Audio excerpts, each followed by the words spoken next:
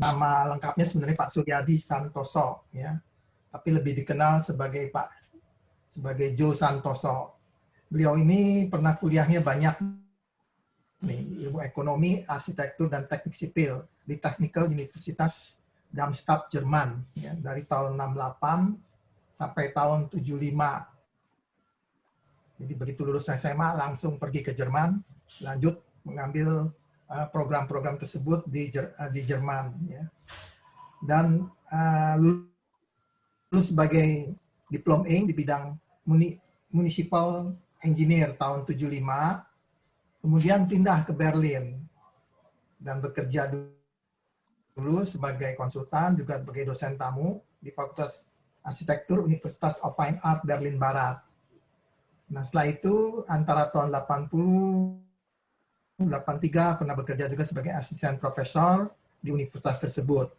Selanjutnya beliau melanjutkan lagi ngambil program doktoral di bidang sejarah kota di Universitas Hannover, Jerman pada Desember tahun 81. Nah, setelah lulus beliau kembali ke Indonesia tahun 83 dan tetap aktif sebagai perencana kota pada beberapa proyek kota baru. Di antaranya adalah Bumi Serpong Damai, dan saat ini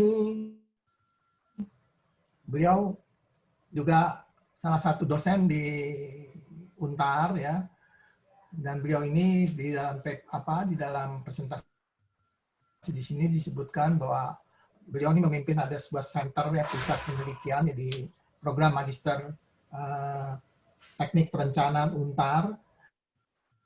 Beliau juga pernah menjabat sebagai ketua Graduate Program in Urban Planning di Untar, ya, juga aktif di berbagai lembaga sebagai penasehat beberapa institusi swasta dan pemerintah maupun lembaga-lembaga bantuan pengembangan internasional. Beliau ini masih atau tidak nih Pak dengan pandemi.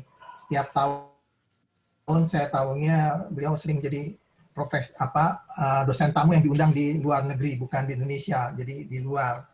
Itu setiap tahun suka pergi untuk memenuhi undangan sebagai dosen tamu. Juga pendiri dari LSAI, salah satu pendirinya dari Lembaga Sejarah Arsitektur Indonesia, aktif dalam kepengurusan berbagai organisasi profesi seperti PSAI, Ikatan Ahli Perencanaan Indonesia, IAP, dan buku yang pernah diterbitkan oleh beliau antara lain adalah Menyiasati Kota Tanpa Warga pada tahun 2006, kemudian juga Arsitektur Kota Jawa, Kosmos, Kultur, dan Kuasa. Demikian riwayat singkat beliau yang sudah saya bacakan. Selanjutnya kita bersama-sama dengarkan presentasi yang sudah disiapkan oleh Pak Jo. Untuk waktu dan tempatnya saya persilakan Pak Jo. Terima kasih. Saya punya teman lama, Pak Rudi. Saya masih ingat, Pak, pertama kali saya datang ke Untar, Bapak Vice Rector. Ya. Ya, sebelum diterima, saya ngadep dulu ke Pak Rudi. Kalau nggak ada Pak Rudi waktu itu mungkin saya nggak diterima. Oke, adik-adik sekalian, teman-teman kolega, terima kasih atas kesempatannya. Judul hari ini yang saya ingin sampaikan itu adalah pengenalan mengenai apa itu organic architecture dan beyond. Jadi malah sebetulnya saya lebih banyak beyond-nya, karena menurut saya paradigma organic architecture itu sudah ketinggalan zaman. Ya kan, sudah lama sebetulnya ketinggalan zaman.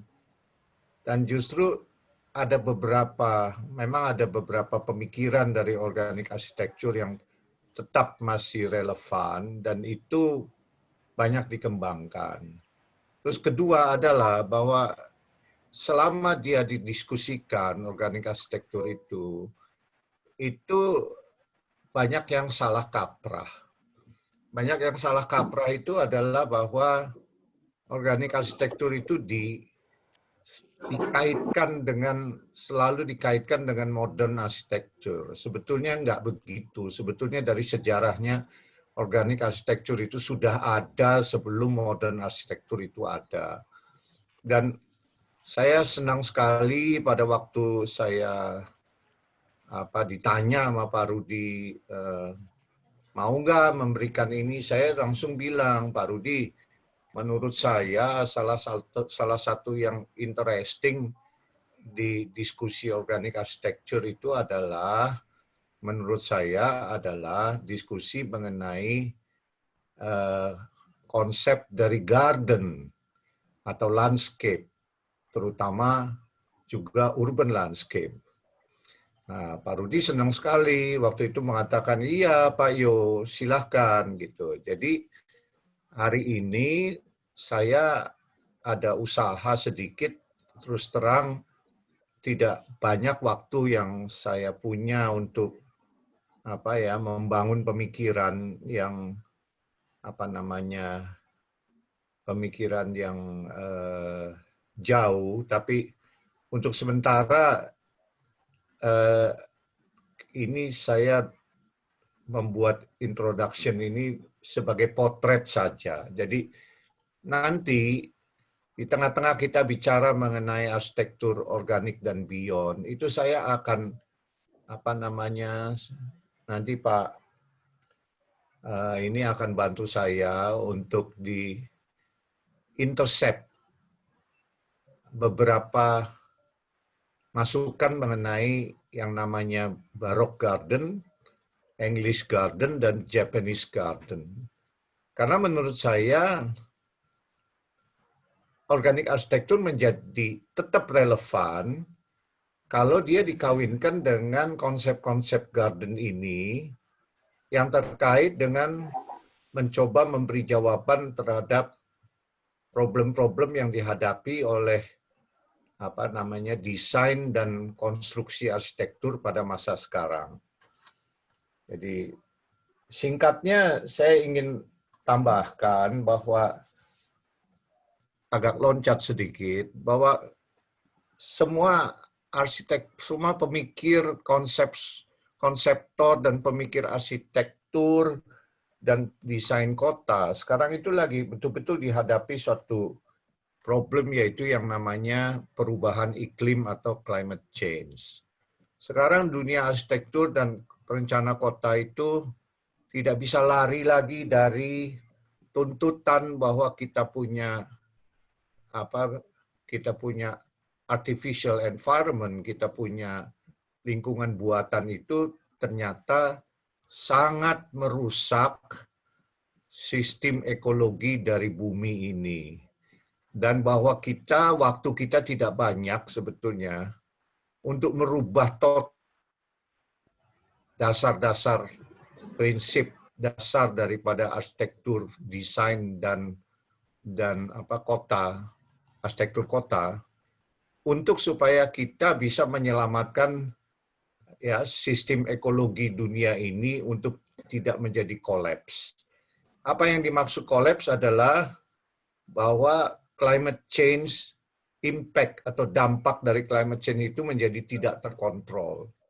Dampak yang paling ditakutkan itu antara lain adalah kenaikan suhu, yang Jakarta sekarang kadang-kadang sudah 37 derajat, waktu saya kecil nggak pernah lewat dari 30.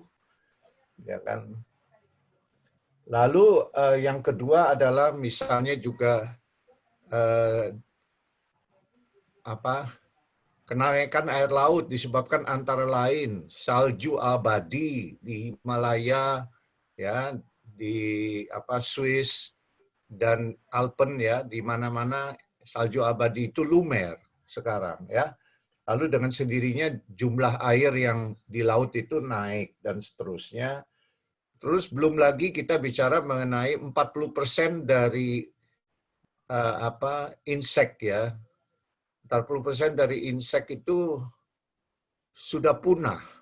Di banyak negara itu panen-panen sangat berbahaya. Di banyak tempat di Afrika karena pemanasan global, tanah-tanah sudah tidak bisa mendapat air lagi dan kelaparan di mana-mana, dan kita punya problem dengan pengungsi karena orang-orang tidak bisa hidup lagi. Begitulah, jadi artinya arsitektur dan perencanaan kota sekarang menghadapi masalah yang sama, yaitu kita harus mendesain, ya, bukan saja mendesainnya, tetapi juga misalnya materi yang kita pakai, materi yang kita punya itu, misalnya semen. Semen itu memproduksi sangat tinggi yang namanya emisi, ya kan? Emisi yang meningkatkan kenaikan suhu, yang mempercepat kenaikan suhu. Jadi di mana-mana sekarang sedang dicoba untuk membuang semen dari bahan bangunan untuk membangun arsitektur atau kota. Begitu juga dengan cara konstruksi sendiri, dan yang paling susah adalah merubah sikap manusia menjadi sekarang lebih sadar mengenai hemat air, hemat energi, dan sebagainya. Sekarang ini terutama dipimpin oleh perusahaan-perusahaan multinasional, itu selalu yang utama adalah sikap manusia, itu selalu yang mengutamakan adalah ekonomi.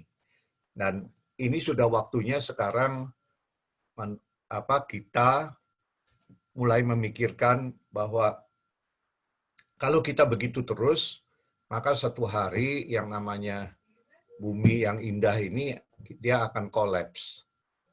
Oke, itu jadi artinya saya ini bicara mau ke arah sana. Jadi saya ingin bicara bahwa dulu pernah kita punya konsep, ya kan, awal abad ini, konsep arsitektur yang namanya organic architecture, yang memberi perhatian antara hubungan arsitektur dengan alam.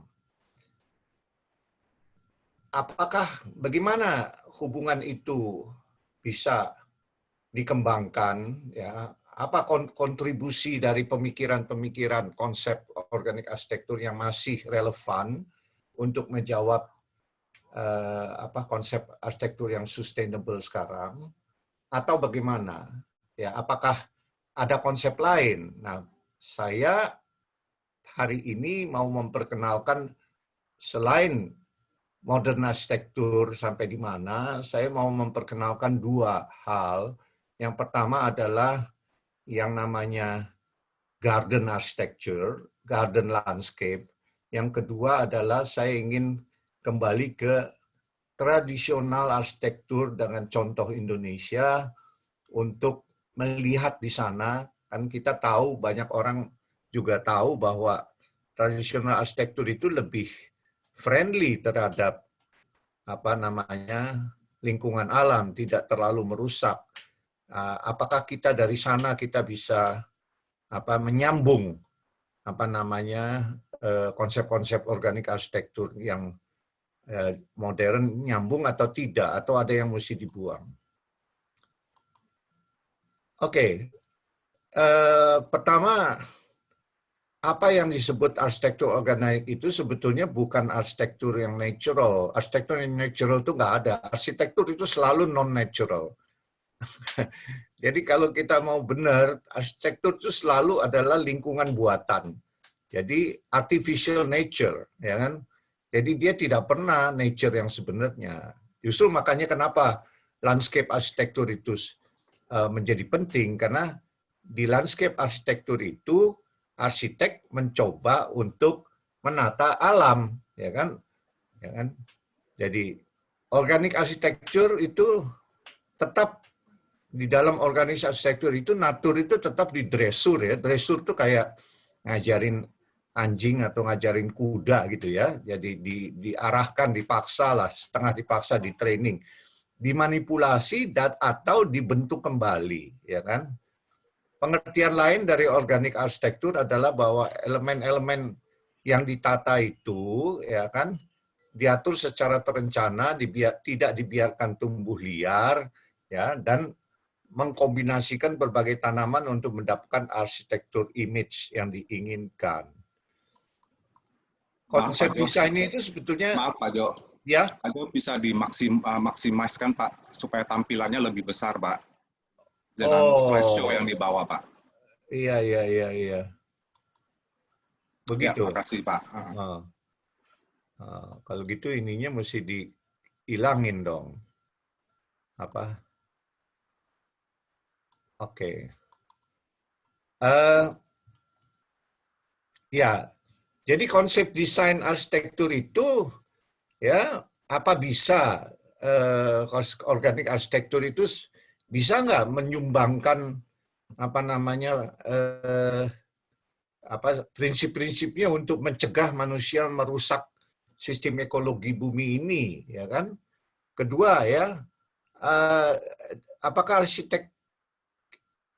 organik arsitektur bisa mengembangkan lingkungan buatan yang sustainable, ya kan?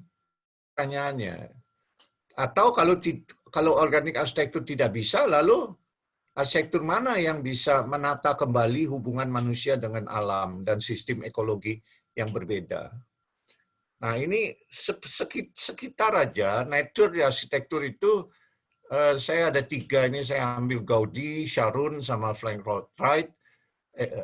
Ini Gaudi, dia mengambil elemen dari natur sebelah kanan, terlihat sekali ada jamur, ada apa, semua itu dimasukkan ke dalam dia punya building yang sangat terkenal ini.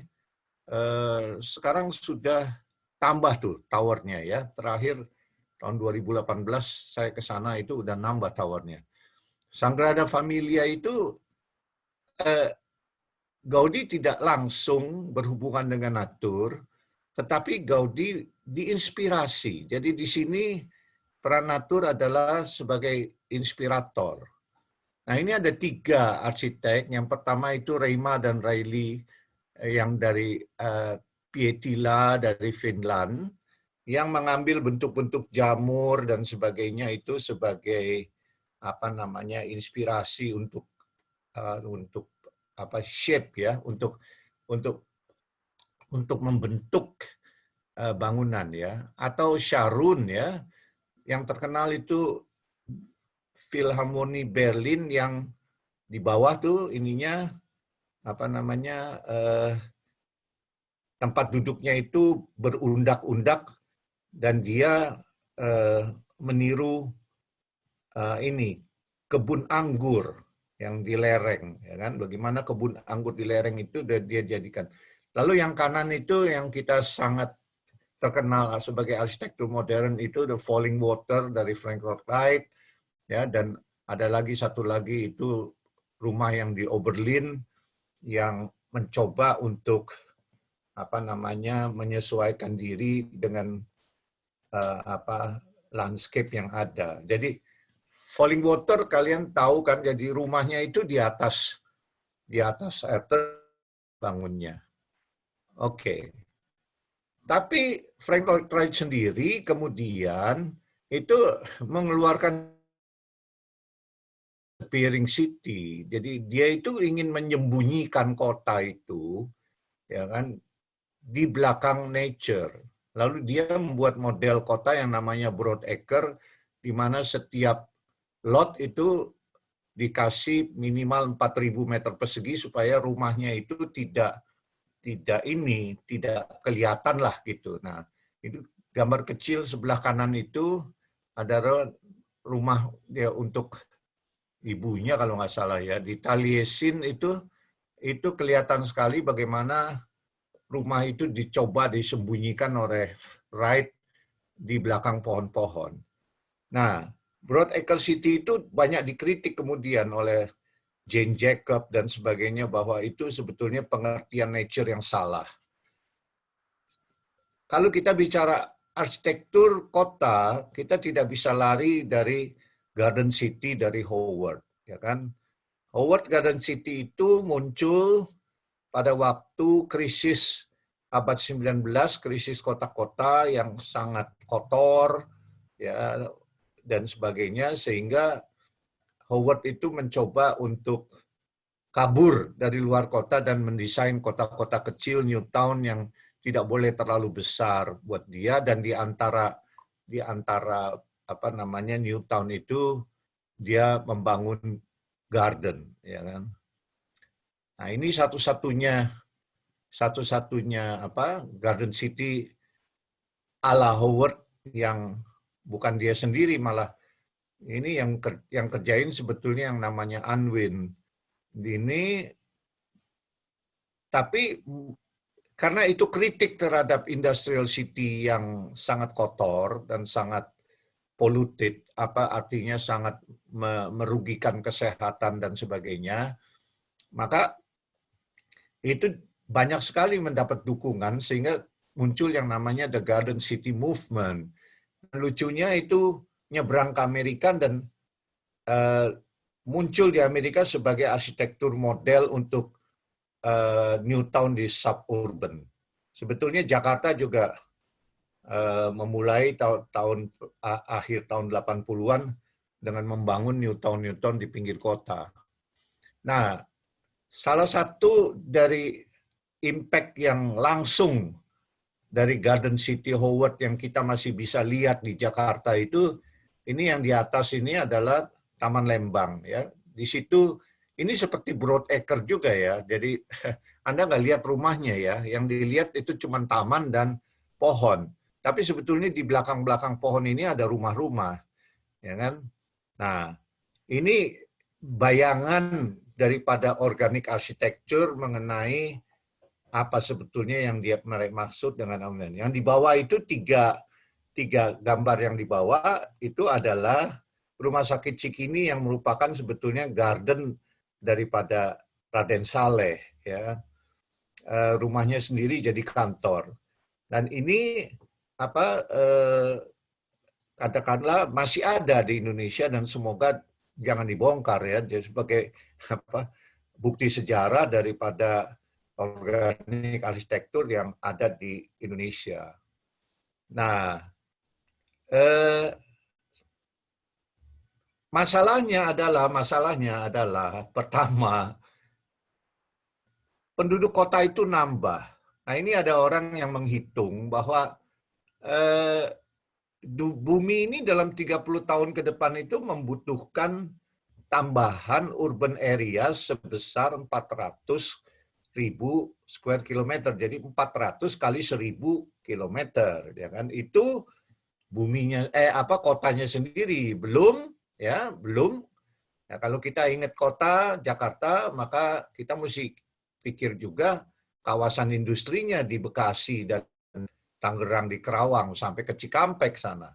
Dan kita juga jangan lupa bahwa bagaimana orang Jakarta menyerbu puncak, ya kan, atas itu membangun villa-villanya di sana. Jadi kalau kotanya aja 400.000, belum yang lain-lainnya, ya kan? Maka ini adalah diperlukan karena penduduk kota itu akan nambah.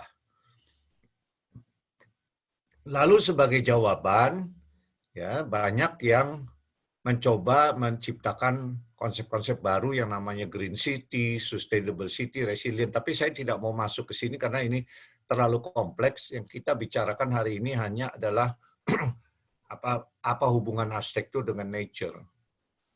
Nah, ini misalnya Jakarta seperti ini, ya. Ini tanpa kita berasa, ya, ini kota Jakarta ini ecological cost-nya tinggi sekali, ya kan. Kemarin saya melihat sekarang tuh ada warta berita yang selalu memberitakan apa namanya kualitas dari udara dari sebuah kota. Jakarta itu nomor yang paling bagus itu 1, 2. Yang paling jelek itu 4 sampai 5. Jakarta itu nggak pernah kurang dari 4. 4, 5 sama seperti Beijing, sama seperti Mexico City. Ya kan? Jadi kota Jakarta yang kadang-kadang kelihatannya clear ini cuma berapa hari setahun. Ini kebetulan ini saya ngambil foto ini lagi habis hujan atau apa begitu supaya kelihatannya bersih gitu. Padahal di hari-hari itu kita itu salah satu yang terburuk di dunia. Oke. Eh, Sekarang kita looking back to history ya. Jadi bahwa memang manusia itu untuk menciptakan tempat hidupnya itu dia itu lalu membuat artificial nature yang disebut second nature. Nah, ini gambar pertama bagaimana manusia itu dengan material seadanya dan alat seadanya membangun dunianya sendiri, memisahkan diri dari ini. Nah, saya masuk sekarang bagaimana dari rumah ini, Violet Ledak, yang dibangun ini di Indonesia itu perkembangannya sampai mana? Pertama adalah kita belajar dari apa yang namanya megalith architecture. Nias, ini foto mungkin 50 tahun yang lalu, Nias adalah salah satu model yang banyak dibicarakan di dunia, di mana sebetulnya yang dibangun adalah komunitas. Tiap desa itu adalah sebuah komunitas yang kuat, di mana ini dilihat di sebelah kanan atas, itu di ujung dari baris rumah itu, 2 baris rumah itu adalah dulu kepala suku, sekarang gereja. Nah, ini di tengah ini adalah sebuah sebuah community space kita bilangnya ya kan, yang di sini mempunyai mempunyai fungsi sebagai community space, sebagai collective space. Nah, ini warisan-warisan budaya yang kita bisa pelajari. Saya tidak mau masuk ke ini. Yang menarik adalah bahwa megalith civilization di Indonesia itu umurnya ribuan tahun. Ya, ada yang sudah hancur, tidak ditinggali, cuma bekas-bekas batunya itu yang di kiri bawah. Ada juga yang masih berfungsi dengan baik, yang seperti di kiri atas atau tadi di desa-desa tertentu. Dan sekarang yang masih bertahan itu banyak sekali menjadi objek turis yang seperti di gambar sebelah kanan bawah. Nah, intinya apa? Intinya adalah yang saya ingin sampaikan adalah bahwa sebetulnya hubungan dengan nature-nya itu adalah lewat leluhur, ya. Jadi leluhur adalah yang membantu mereka untuk mengerti bahwa asal mereka itu sebetulnya adalah dari nature, bahwa manusia itu berasal dari nature. Ini batu-batu menhir, obelisk dan sebagainya, dan patung-patung dari batu ini adalah semua adalah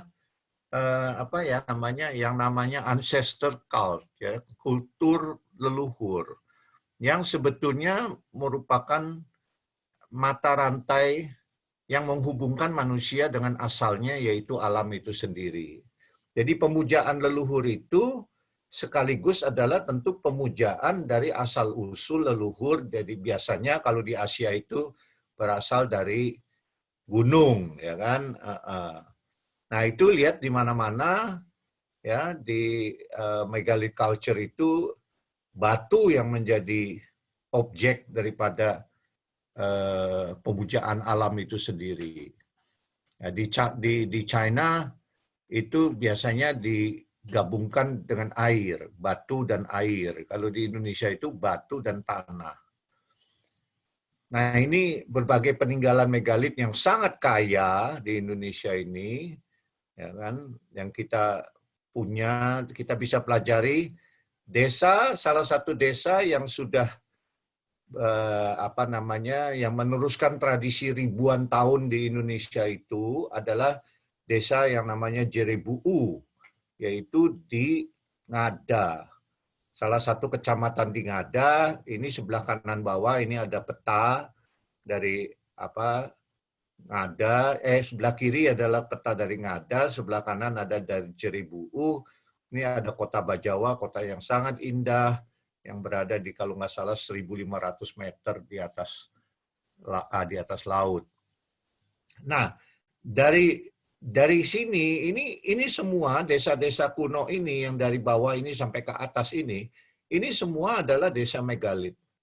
Nah, desa megalith ini mari kita kunjungi untuk melihat kok mereka sampai ribuan tahun masih ini. Jadi mirip dengan di Nias, ya kan? Itu dalam waktu yang sama itu muncul di Indonesia.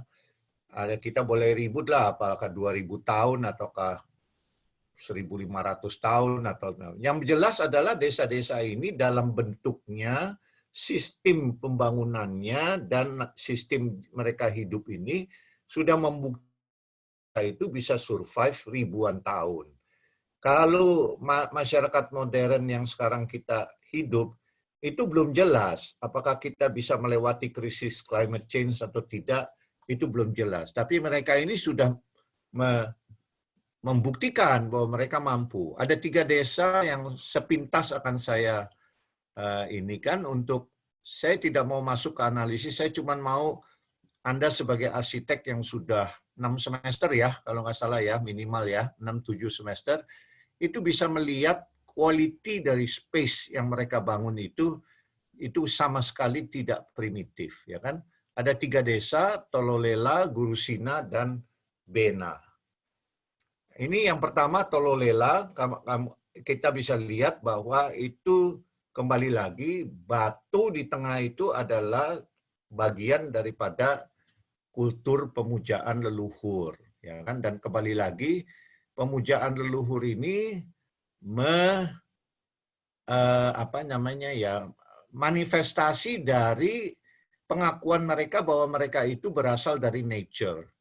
Tapi elemen dari nature yang paling mirip dengan manusia yang menjadi leluhur mereka itu adalah batu. Mereka dijadikanlah batu itu adalah simbol-simbol dari nenek moyang yang hadir di tengah-tengah mereka, yang selalu diingati karena batu itu tegar, ya kan, batu itu awet, batu itu sustain, tahan lama dan sebagainya. Nah, itu yang menjadi nilai-nilai yang mereka pegang pada di mana mereka menjalankan kehidupannya itu dengan sustain. Nah, ini desa lain. Yang kedua adalah Gurusina.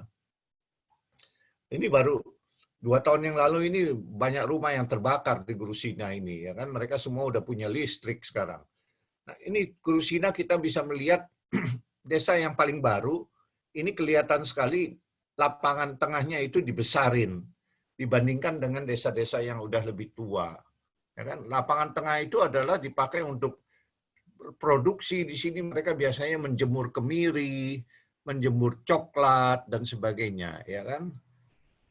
Dan desa yang menurut saya arsitektural paling interesan itu namanya Bena.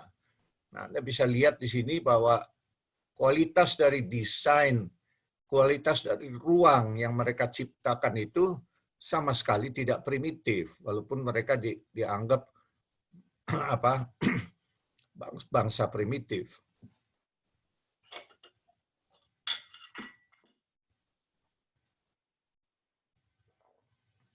Nah, ini beberapa komposisi ruang di mana semua ini adalah hasil kreasi daripada kelompok ini secara kolektif membentuk ruang mereka yang sesuai dengan kebutuhan mereka. Nah, ini kalau ada yang mau nanti bisa mempelajari lebih jauh, mirip-mirip lah. Di Tololela, Gurusina, sama Bena, itu konstruksi rumahnya itu mirip-mirip lah satu sama lain. Tapi yang ingin saya sampaikan adalah yang nomor 1 dibentuk itu adalah ada kayak bangunan inti, di mana ini adalah inti dari kehidupan, di mana mereka lalu membangun rumah itu di sekitar, di kiri kanan dan atas bawah, depan belakang, daripada satu bangunan inti yang ada di tengah-tengah rumah. Nah, ini adalah pintu. Jadi di sini ini ada rumah yang sudah ratusan tahun ya. Kayunya itu sangat tahan ya, mereka pakai ya. Dan sama sekali kualitasnya itu, kalau ke sana itu kalian bisa nginep di rumah-rumah ini ya. Nah, lalu yang selalu mengingatkan mereka juga kepada bahwa mereka itu bangunan, mereka itu adalah bagian dari alam, bahwa interpretasi rumah itu sendiri adalah sesuai dengan badan manusia. Ada kakinya, ada badannya, ada kepalanya. Ya, kepala itu adalah atapnya, ada badan itu adalah tempat tinggalnya, dan di bawah itu kakinya menopang kehidupan. Nah, ini sangat interesting adalah bahwa kalau di Ngada itu jelas bahwa setiap keluarga besar itu punya satu rumah ya. Jadi ini jelas ya. Ini rumah-rumah ini adalah kiri kanan dari ini itu adalah per keluarga. Tapi kalau ada satu di Wairebo namanya, ini tidak begitu urusannya. Ini Anda lihat dari ada satu rumah yang sangat besar, ada rumah lain yang kecil. Nah, rumah lain ini adalah rumah yang namanya klan. Dan yang rumah besar ini adalah tempat tinggal dari anak laki-laki yang paling besar dari setiap klan itu ada di sini, membentuk kolektif dan sekaligus mereka membentuk dewan yang paling berkuasa di daerah ini. Ya kan? Nah, lalu ini di sini kelihatan sekali ini dia rumah adatnya. Nah, di sini ada altar, jadi sudah jauh lebih kecil. Jadi batu-batu itu tidak muncul terlalu besar, ini cuma ini aja. Ini sekelilingnya ini batu, di tengah ini ada tempat upacara. Jadi itu sudah sangat apa ya nih ya, tidak begitu lagi memuja leluhur, tetapi sudah lebih mementingkan ya tempat-tempat yang besar. Jadi kembali tadi kalau Guru Sina itu membangun menjadi besar dia tempatnya, ini kan dia terbatas, dia di atas awan ini, ya kan, dia terbatas sehingga mereka memilih untuk tidak membuang terlalu banyak ruang untuk leluhur, tetapi hanya satu altar yang menjadi pusat daripada satu community space. Oke, jadi apa yang kita belajar dari ini? Sustainability memerlukan landasan hidup yang berbasis kebersamaan. Jadi artinya, jangan terlalu banyak persaingan. Karena kalau persaingan itu didorong, cenderung mengeksploitasi alam. Kebersamaan itu adalah, menurut analisis saya, adalah basis dari kenapa mereka bisa sustainable ribuan tahun itu. Ya kan? Jelas bahwa itu tanggung jawab siapa dan jelas apa yang harus diperbuat kalau terjadi bahaya atau diperlukan dan sebagainya. Bahkan sebetulnya siapa kawin dengan siapa saja itu diatur dan di mana mereka akan tinggal dan segalanya itu diatur. Jadi ya, kebersamaan kolektif itu tidak bisa juga ada kalau tidak ada kesamaan dalam prinsip sosial budaya. Lalu yang mungkin orang modern tidak suka itu adalah bahwa keluarga inti itu tunduk kepada keputusan kolektif, komunitas, ya kan? Jadi nggak ada, gue keluarga sendiri, gue putusin apa yang gue mau, itu tidak bisa. Kehidupan individu dan keluarga menjadi tanggung jawab kolektif. Nah, ini banyak yang tidak setuju dan itulah sebetulnya kenapa tradisi ini juga di banyak tempat di Indonesia itu sudah hilang dan terjadi proses modernisasi. Yang menarik juga adalah di Indonesia itu bukan hanya megalith culture, tapi kultur rumah panjang dari suku Iban yang juga sudah ribuan tahun umurnya. Dan ini kembali lagi, mereka sangat sederhana dan sangat rasional. Ini dulu Anda bisa ini atapnya itu nggak dari seng seperti ini ya, atapnya biasa lah, ijuk dan sebagainya. Tapi di sini kelihatan lagi bahwa satu bentuk arsitektur, satu bentuk kehidupan itu bisa bertahan begitu lama, bisa sustain itu, ini apa? Ini kekuatannya gimana? Ini yang namanya community space itu di dalam rumah. Ya, bukan di pelataran kayak di Tololela atau di Jerbu atau di Wairebo. Jadi community space-nya itu adanya di ini rumah jejer. Jadi ini di dalam bangunan yang panjang ini unit kayak rumah deret gitu loh. Satu unit itu satu keluarga inti, satu unit satu keluarga inti, dan di tengah itu adalah mereka punya collective space. Nah, di Jawa itu dulu ada juga collective space itu bukan dalam bentuk arsitektur, tapi cuma dalam bentuk alun-alun di mana pemimpin-pemimpin dari kelompok itu berkumpul pada sore hari untuk selalu membicarakan apa yang terjadi dengan kota mereka, ya kan? Ini di Banten di 1596 berdasarkan lukisan atau pahatan dari orang Belanda yang pertama kali datang dengan Cornelius de Houtman. Nah, lalu dikembangkan oleh orang-orang di Indonesia dengan yang namanya Moncopat. Moncopat itu adalah kerukunan antar desa. Kerukunan antar desa itu selalu bahwa desa kita, di mana kita tinggal itu merupakan center, ya kan? Ini sebelah kiri bawah ini kita center, dan kita punya hubungan yang spesial dengan 4 desa yang ada di sekitar kita. Nah, antara desa ini ada kerjasama untuk menangani masalah-masalah kebersamaan, ya kan? Seperti keamanan dan sebagainya. Lalu sesudah desa berkembang, sesudah kerjasama desa berkembang, muncul kota. Di Indonesia yang paling jelas penguasaan alam oleh mereka itu di Borobudur dan Prambanan, ya kan? Di Borobudur itu jelas bahwa ada manifestasi daripada satu dinasti yang berkuasa untuk, ya kan, menjalankan apa yang mereka anggap yang paling penting dalam hidup, yaitu prinsip-prinsip menjalankan kehidupan, ya kan? The way, ya, kalau di Buddhis itu jalan hidup. Nah, ini candi-candi terutama Borobudur itu penuh dengan pahatan-pahatan yang isinya adalah mengenai bagaimana menjalankan hidup yang benar, ya kan?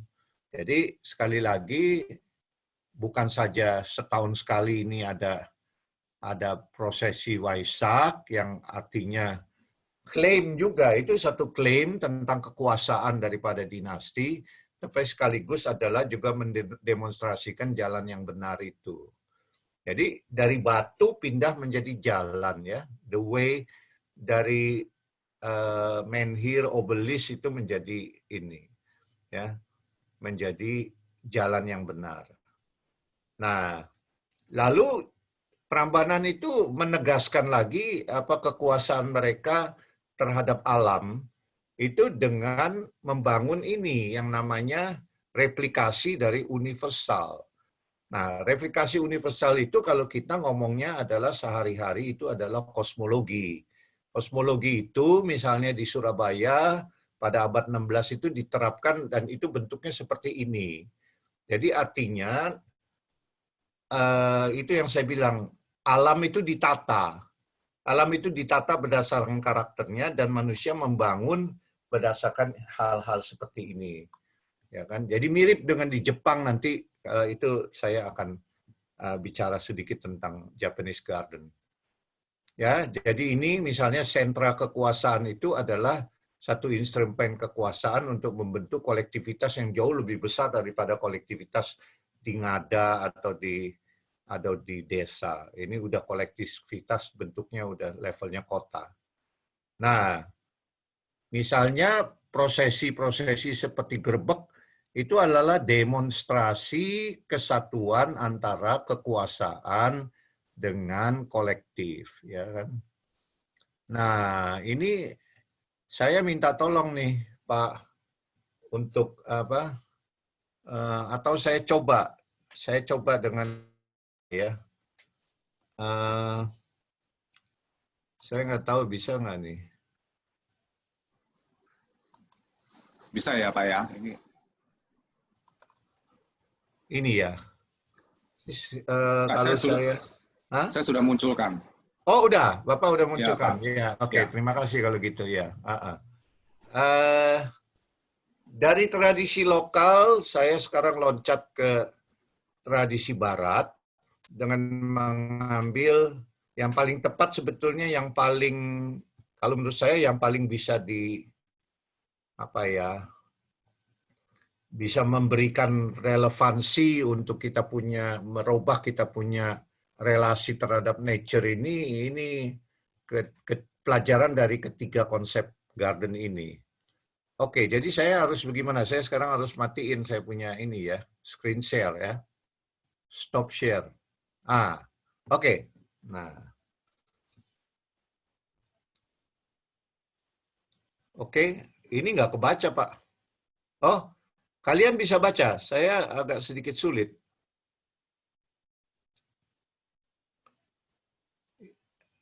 Halo, Pak? Pak Hima? Terbaca, Pak. Terbaca ya? Oke.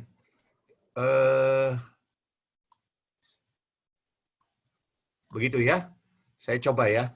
Oke. Ini ada 3 garden. Dan kita coba untuk membaca konsep nature dalam garden ini seperti apa. Yang pertama ini adalah yang ya kalau di Eropa salah satu yang paling tua, yaitu namanya French Baroque Garden, atau yang paling itu dimulai dengan ini Garden of Versailles, di mana kadang-kadang disebut French Formal Garden. Itu sebetulnya adalah garden yang dari kerajaan Prancis, luasnya 800 hektar, yang didirikan oleh Louis ke-14. Nah, kita mesti tahu Louis ke-14 itu adalah dia suka tempat di Versailles ini karena memang kerajaan itu punya bangunan kecil lah di daerah situ, dan lalu oleh Louis itu digarap menjadi satu kompleks yang luar biasa besar. Itu bukan hanya ada istana baru yang dia dirikan di situ, tapi juga di situ juga ada museum dari sejarah natur, lalu juga ada garden-garden yang lain ya kan, yang di mana dikumpulkan misalnya tanaman eksotik dan sebagainya. Itu oke, terus turun ke bawah. Nah, lagi turun ya, terus ada kebun binatang juga di situ. Jadi Louis itu memerlukan waktu hampir 20 tahun untuk menyelesaikan Versailles itu, ya kan? Lalu dia itu melihat istananya itu dengan gardennya itu jauh lebih, ya namanya istananya kan istananya besar, ada 800 kamar, tapi yang lebih besar kan gardennya 800 hektar, ya kan? Ya kan, itu adalah dia menyatukan ke seluruh Prancis itu disatukan oleh Louis ini, ya kan? Dan dia itu di mana Prancis pada waktu itu juga naik masa jaya Prancis, baik dalam teknologi maupun dari seni, ya. Dan berikut tuh ke bawah itu belum habis teksnya, masih ada teksnya mestinya. Iya. Oh, kok udah habis? Ini nggak salah nih, Pak. Waduh. Mungkin saya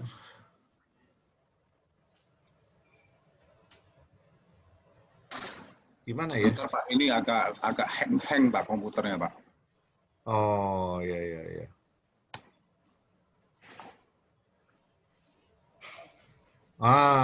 Oke. Ya. Jadi Versailles itu adalah simbol dari kejayaan Prancis, dan gardennya itu adalah mensupport. Jadi untuk menggarisbawahi klaim, ya kan? Jadi tolong rolling ke bawah, Pak. Jadi jelas sekali ya kan, ini dari gambar yang foto kedua ini, bahwa taman itu fungsinya adalah mengangkat apa namanya bangunan dia menjadi sentral.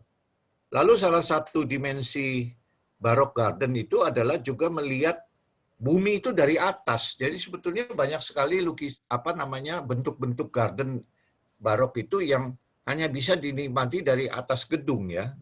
Jadi nggak bisa dari bawah. Jadi rakyat yang kalau bisa cuman rakyat malah belum tentu boleh masuk ya kan. Kalau dia boleh masuk, dia nggak bisa nikmati itu. Berikutnya ke bawah lagi, rolling sedikit. Ada beberapa gambar lagi yang saya mau kasih lihat mengenai Baroque.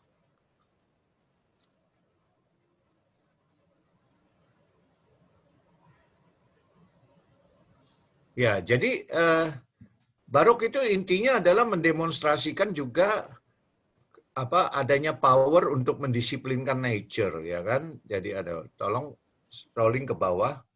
Sifatnya ada dekoratif, ya kan? Nah, oke. Ada ini juga permainan ya. Jadi kalau Anda ada kesempatan pergi ke Baroque Garden itu selalu ada. Nah, ini kan labirin ya. Orang disuruh masuk satu tempat, suruh keluar lagi.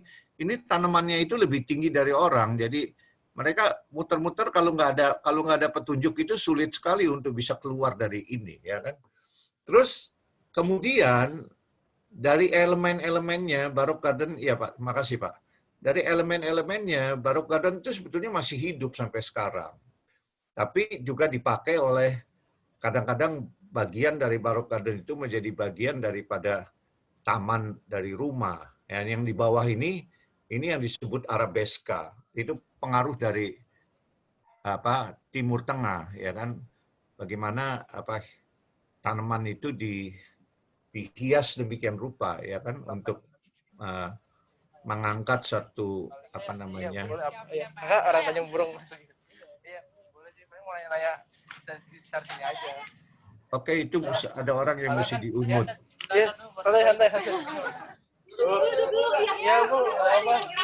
Maaf, katanya lagi rapat. Duduk aja dulu. Iya, Pak. Halo, tolong itu ada yang tolong di mute. Edita.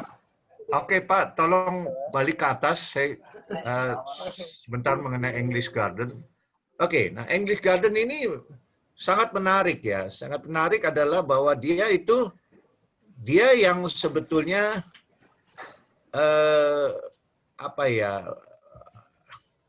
menggantikan sebagai model ya, yang digemari dari formal French Garden tadi yang di Baroque itu. Ya, English Garden ini adalah landscape yang sebetulnya mulainya itu bukan dari alam ya. Mulainya itu, tolong di scroll ke bawah Pak. Ya, ini tipikalnya adalah landscape itu orangnya yang paling terkenal itu William Kent yang dipanggil sama Raffles juga untuk mendesain bagian daripada Kebun Raya Bogor. Terus ke bawah Pak.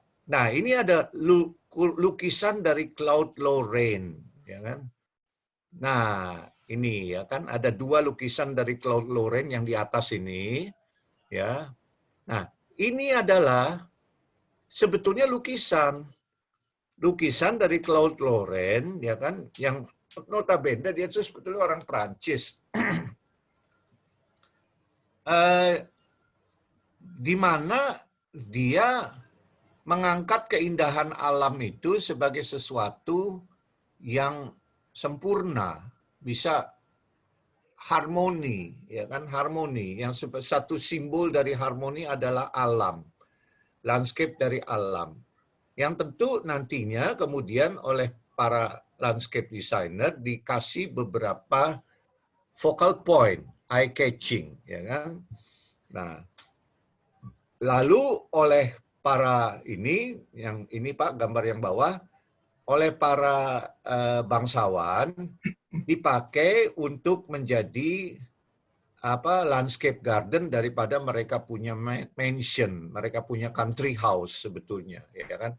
Saya yakin bahwa country house yang banyak dibangun oleh Belanda di sekeliling Batavia dulu di abad ke-19 itu banyak sekali meniru English Garden, ya kan.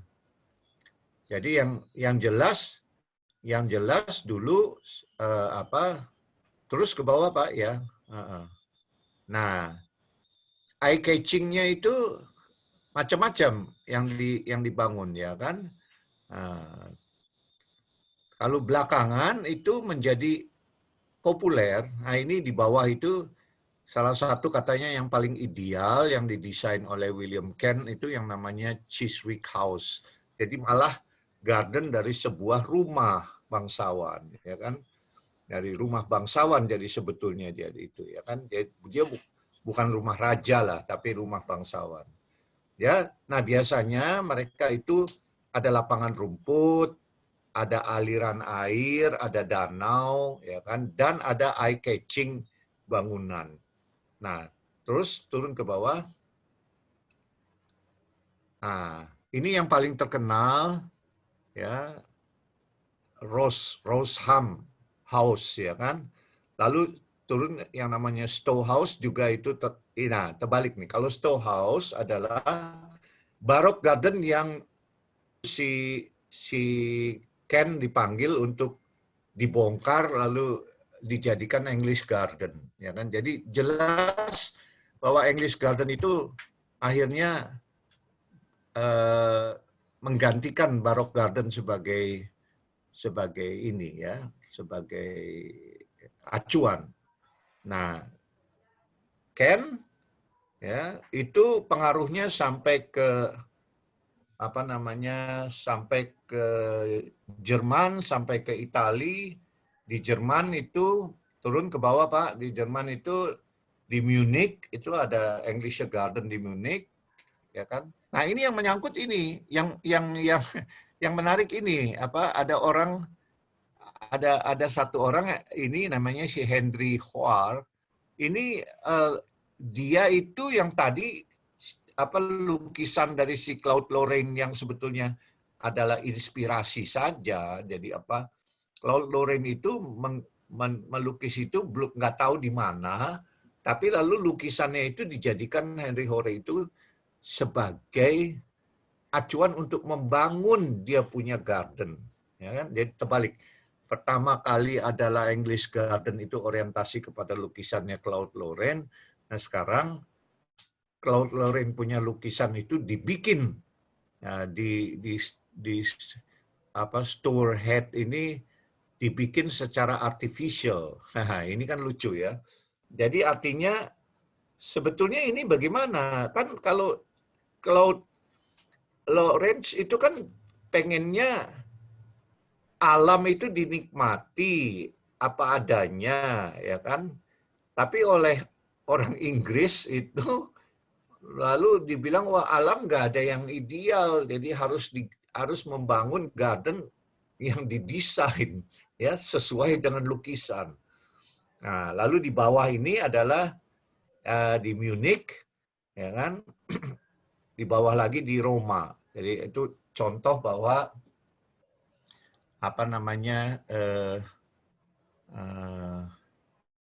merebak kemana-mana. Dan salah satu daripada, saya masukin apa enggak ya, salah satu daripada pengikut itu kalau nggak salah Olmsted, itu adalah yang mendesain Central Park di New York. Ya, Central Park di New York itu juga istilahnya murid tidak langsung dari William Kent.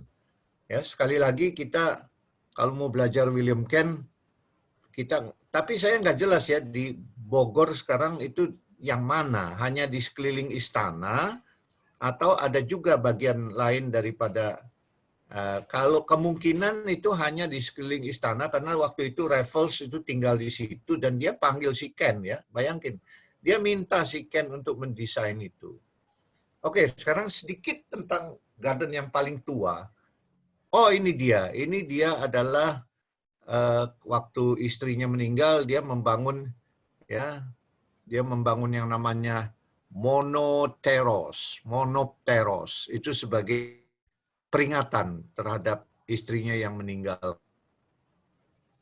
ya kan, Olivia Raffles, ya kan. Nah ini ada nih di Bogor, ya kan, masih ada kalau nggak salah, kalau nggak dibongkar sih, kalau nggak tahu. Nah yang menarik juga adalah bagaimana Raffles menyukai, ya ini nih ya, Raffles itu menyukai tinggal di sana, padahal yang Bogor itu dipakai oleh Gubernur Jenderal sebelumnya itu adalah sebetulnya tanah dari Maharaja Prabu Siliwangi, ya kan? Jadi artinya begini, Kebun Raya Bogor itu sebetulnya tamannya dulu dari istananya Prabu Siliwangi, ya kan? Hutan buatan dan taman buatan. Oke. Hutan buatan dan taman buatan yang sifatnya adalah suci ya oleh Sri Baduga Maharaja, atau kita biasanya tahunya Prabu Siliwangi, abad 14 1513 dia di kerajaan, jadi raja kerajaan Sunda. Nah, salah satu gubernur jenderal dari VOC itu senang sama taman itu, lalu dia beli atau dia ambil begitu aja, ya. Lalu dia bangun istana Bogor di sana. Yang waktu Raffles datang, Raffles tinggal di sana. Lalu bagaimana si William Kent itu diminta oleh Raffles untuk mendesain bagian yang di sekitar istana Bogor. Yang terakhir, Japanese Garden, pendek saja. Oke, salah satu Japanese Garden yang paling tua, ya, Japanese Garden ini jauh lebih tua dari French Baroque, jauh lebih dari English. Jadi ini sudah mengindikasi bahwa orang Asia itu sudah lama memperhatikan nature itu, sudah jauh berapa ratus tahun lebih dulu. Bayangin kalau si Louis ini adalah Louis ke-14 itu tahun 16 sekian. Ini garden ini yang pertama ini, Saihoji yang di Kyoto ini sudah dari abad ke-14. Sampai sekarang kalau ada yang bisa ke Tokyo, silahkan mendaftar dulu lewat internet. Karena kalau enggak tidak bisa masuk, hanya menerima orang yang terbatas. Nah, yang menarik di sini adalah apa? Bahwa ini bukan garden dengan rumput, tapi garden dengan lumut, ya kan? Yang didirikan oleh orang-orang Buddhis, ya kan, penganut Buddhis. Taman Saihoji ini merupakan tempat pemujaan yang bersifat kosmik dalam bentuk juga kembali di sini ada Asia, tradisi Asia, batu-batu. Nah, ini kamu lihat nih salah satu di taman di Saijo ini ada apa namanya patung-patung dalam bentuk batu yang sebetulnya mirip dengan sangat mirip. Jangan Pak, jangan balik ke atas ya.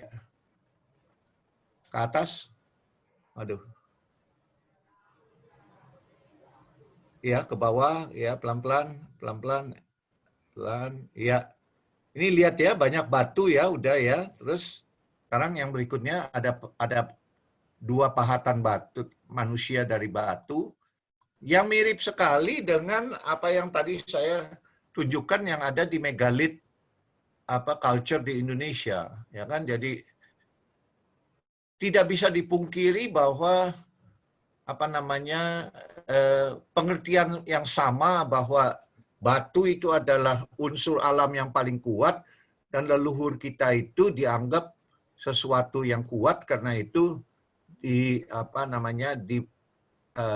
manifestasikan dengan batu-batu yang ditaruh di pelataran atau ditaruh di taman. Jadi kedua adalah batu dan air, ya kan? Batunya itu macam-macam, tapi biasanya granit dan batu hitam. Nah, water dan stone ini punya arti kosmos, ya kan? Jadi Japanese Garden selalu mempunyai elemen air yang kuat, ya, karena dalam kultur Jepang itu batu adalah batu dan air itu mewakili unsur yin dan yang bertolak belakang dalam kosmologi, tapi justru tantangan bagi kita untuk membuat kedua elemen ini menjadi disanding menjadi satu yang harmonis. Ya. Nah, itu ya. Jadi artinya taman di Jepang itu adalah tantangan bagi desainer untuk mengharmoniskan unsur yang bertolak belakang. Ya kan? Jadi kayak semacam latihan, ya kan? Semacam latihan, prinsip-prinsip kehidupan adalah menciptakan harmoni dari hal-hal yang berbenturan. Karena itu, nah, kemudian air, ya kan? Alir itu adalah harus dimasukkan lewat yang namanya urat bumi secara geometri. Nah, urat bumi itu apa? Kalau dari kosmologi itu dari sebelah timur, tolong Pak langsung ke bawah. Sebelah timur itu tempat tinggalnya naga hijau, ya. Naga hijau itu adalah sumber dari kehidupan. Nah, naga hijau itu masuk ke center dan dia itu melalui air, ya kan?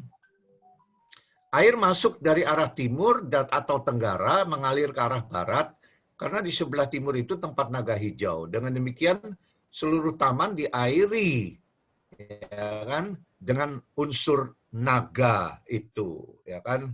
Unsur naga ini akan membuat tempat itu menjadi sehat, mengusir semua yang jelek, dan air yang masuk dari utara ke arah selatan itu membawa nasib baik, ya kan.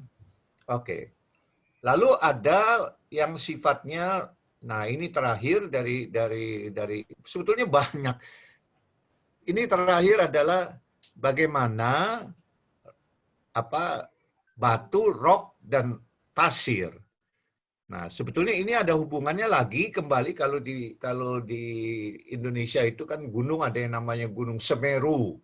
Gunung Semeru atau gunung-gunung di mana di ini ada di Flores ada Gunung Inerie, ya kan, yang dipuja.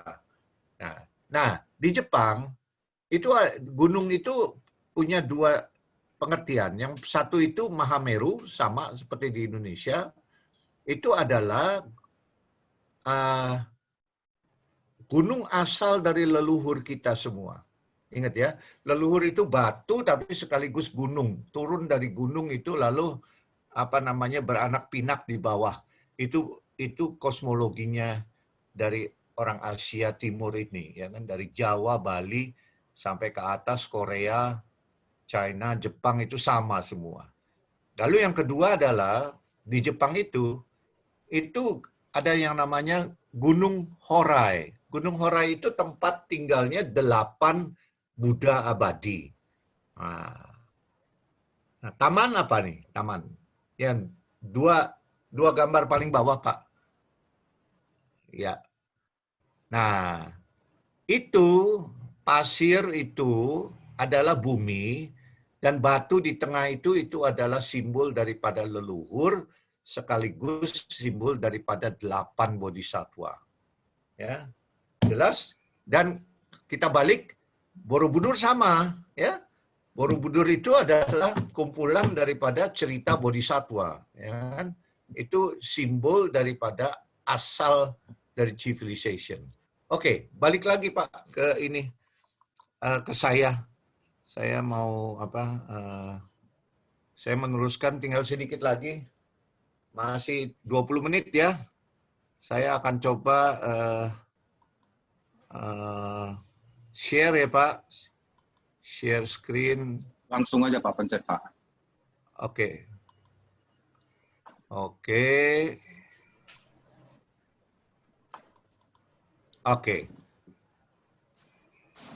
Nah, ini tadi udah. Jadi kembali lagi ya kan, ada kebersamaan yang tidak bisa dibuang karena adanya apa ya namanya kepercayaan yang sama, ya kan, adanya kultur yang sama. Kalau di Jogja atau di Jawa itu ada Solo itu ada yang namanya grebek besar. Itu semua pusaka-pusaka dari para leluhur itu dikeluarin, dicuci, dibersihin, lalu dikeliling kota untuk mengusir yang jahat. Ya, jadi kalau tadi di Taman Lumutnya Jepang itu air dimasukkan karena dia dari timur itu membawa apa namanya unsur naga untuk mengusir yang jahat. Kalau ini pusaka diarak keliling kota untuk mengusir yang salah. Sampai sekarang orang Jawa masih kenal yang namanya bersih-bersih rumah.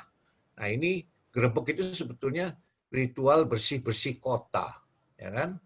Jadi artinya elemen dari nature itu menyimbolkan ya, arti daripada kehidupan manusia. Jadi artinya air itu disimbolkan sebagai apa namanya tempat naga masuk, ya kan, untuk membersihkan. Nah ini pusaka dianggap apa mewakili unsur-unsur baik dari alam yang membantu manusia menciptakan lingkungan hidup yang baik. Nah, oh ini saya lupa ya, ini harus Reok Ponorogo sama ya, intinya dia seperti barong ya kan, mengusir yang jahat ya kan. Ondel-ondel sama ya kan, mengusir yang jahat ya kan, supaya kota menjadi aman, mengusir pengaruh alam yang buruk. Jadi gini loh, ritual ini tidak bisa tanpa kesamaan dari kepercayaan ya, bahwa kita menciptakan lingkungan hidup, manusia menciptakan hidup adalah dengan dia harus mengusir hal-hal negatif dari natur dan mempertahankan yang baik dari natur. Karena itulah lingkungan hidup itu dibilang artificial environment. Artificial environment, manusia mempertahankan yang baik di dalamnya dan mengusir elemen natur yang jelek di luar. Jadi contohnya bagaimana membangun atap rumah. Ya kan, air lalu hujan buat diminum oke. Makanya dia ditampung tempat minum dan ambil air dari sungai untuk keperluan sebagainya. Tapi kalau dia hujan itu tidak baik, ya kan? Karena itu dibangun atap. Jadi artificial environment, tadi gambar rumah pertama itu kelihatan sekali bahwa ada ruang yang diciptakan untuk satu kehidupan yang berbeda dengan kehidupan di alam liar. Nah ini tidak bisa kalau ondel-ondel, grebek besar, atau apa namanya reok Ponorogo itu tidak akan ada kalau pengertian itu tidak ada. Pengertian mengusir yang jelek dari nature dan mempertahankan yang baik di dalam kita punya lingkungan hidup. Nah, kenapa lalu Imlek atau Cap Gome itu juga populer di Indonesia, walaupun sebetulnya bukan hanya orang keturunan Tionghoa yang merayakan, ya karena adanya kesamaan persepsi daripada bahwa pada saat-saat tertentu itu, ini juga Liong ya, Liong sama di Jepang naga hijau ya kan, ini juga kehijau-hijauan ya kan, apa naganya itu kehijau-hijauan, ada yang kemerah-merahan kalau dari China ya kan, tapi ini pengaruh yang lebih lama itu sebetulnya naganya itu hijau ya kan, kalau dari Buddhis itu warna hijau yang sebetulnya berada dari sebelah timur. Nah, lalu salah satu yang juga masih ada di benak orang modern itu adalah kita ingin kalau tahun baru itu tahun depan hidup kita lebih baik dari tahun sebelumnya. Keinginan itu selalu ada, ya kan? Tapi ritualnya nggak ada. Ritualnya itu malah pesta-pesta dan minum-minum dan atau kumpul di mana ini? Oh, di Bundaran HI, ya kan? Kumpul-kumpul ini adalah, tapi ada satu apa ya namanya? Ada satu ritual yang sebetulnya tidak terikat lagi dengan agama, tidak terikat lagi dengan filsafat hidup, tapi kok masih kental ya, masih kental keinginan orang bahwa tahun depan itu ini yaitu artinya kan tahun itu bisa jadi tahun baik atau tahun buruk hidup kita itu. Ya, ini contoh-contoh dari adaptasi dari apa Sylvester dari barat ya. Nah, atau kumpul-kumpul hidup kolektif juga masih disenangi sama orang Jakarta yang sudah modern ini ya. Buktinya kalau Car Free Day itu, wah, Tamrin Sudirman itu penuh. Sekarang COVID malah menjadi problem, ya kan? Oke, nah yang terakhir cuman, ada apa ya urban element kita yang masih ada di tengah kota itu yang masih bersifat nature itu apa? Pertama, kalau kita ke Rawabelong itu ada yang namanya Pasar Kembang. Kita menyukai kembang. Kembang di mana-mana. Jadi kembang itu menyimbolkan sesuatu yang indah. Nah, itu sebetulnya alam memberikan kita suatu pengalaman yang indah itu filsafat yang sama dengan English Garden ya. English Garden kan begitu. Jadi kalau Baroque Garden tidak. Baroque Garden itu tidak keindahan, dia lebih ke arah permainan malah ya kan, lebih ke arah mendukung kekuasaan. Tapi keindahan ini datang dari Belanda, ya, say it with flower datang dari Belanda, tapi orang Indonesia sudah menjadi bagian dari kultur mereka. Kedua adalah burung. Nah ini lebih tua dari Belanda, ya kan.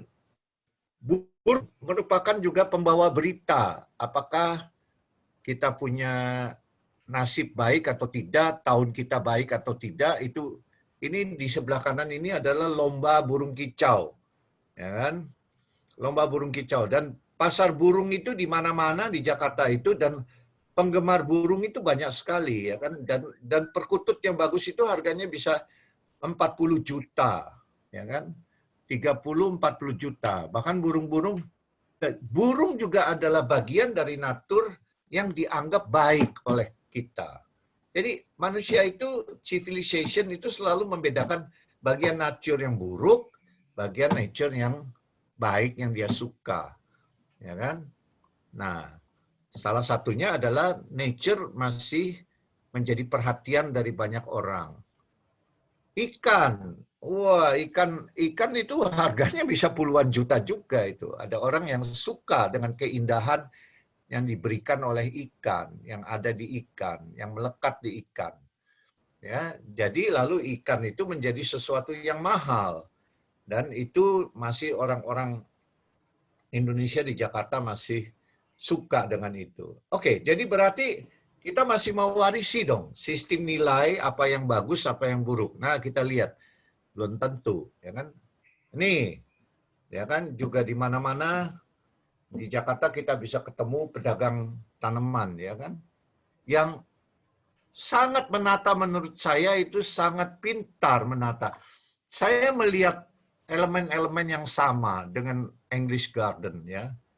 Saya melihat kadang-kadang elemen yang sama dengan Japanese Garden daripada apa yang mereka tata, ya kan? Sepanjang misalnya ini di Tanjung Duren, ya kan?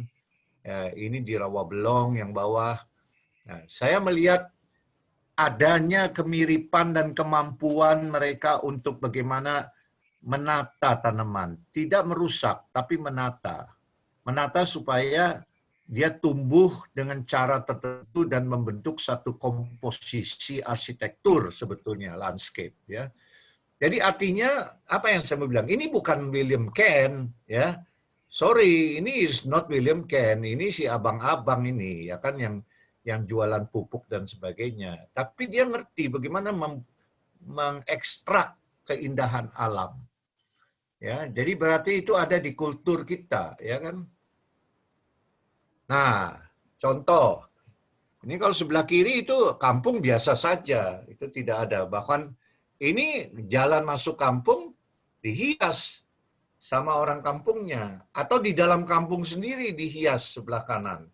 Bahwa alam merupakan bagian daripada untuk membuat kita punya environment itu lebih lebih berkualitas, ya kan, lebih nyaman, lebih berkualitas. Jadi sebetulnya di kita itu, di orang Indonesia itu, kemampuan itu ada, ya kan, kemampuan itu ada. Ya.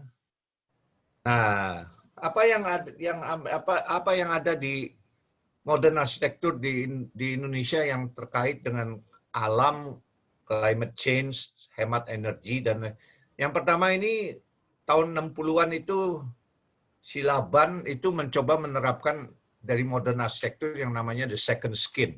Jadi artinya ini ya, matahari itu tidak langsung menampar fasad ya, tapi dikasih, kan ini fasadnya ini sebetulnya dindingnya itu kaca ini.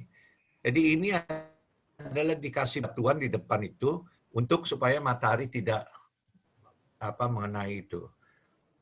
Ini karena tanah berkurang di kota, di Jakarta juga sudah ada yang namanya vertical garden, ya kan? Ada usaha dari ini private, ini kota Jakarta yang punya vertical garden mulai di mana-mana. Ini sedikit tropical garden, ya. Ini BTIP, desainnya Budi Lim. Ini saya nggak tahu nih desainnya siapa. Atau ini di bawah ini ada desainnya Citibank, ya kan. Ini juga mulai untuk expose alam menjadi bagian daripada elemen yang nempel di arsitektur, terintegrasi di building. Nah, ini Paul Rudolph yang membuka jadi shady ya, jadi dia itu elemen-elemen arsitekturnya menutup fasad dari sinar matahari langsung. Ini salah satu yang terbaik, salah satu yang terbaru ini, dia ini kalian tahu ini ada di ini ya, di mana? Saya lupa arsiteknya, saya dulu tahu. Ini di Kuningan ya. Jadi dia itu berbentuk di depannya itu ada second house, tapi lebih ini tidak permanen. Ya, bisa diputar-putar. Kalau mataharinya dari sini bisa dia ngadepnya kemana, matahari dari sana dia ngadepnya kemana, begitu. Ya kan? Saya kira begitu.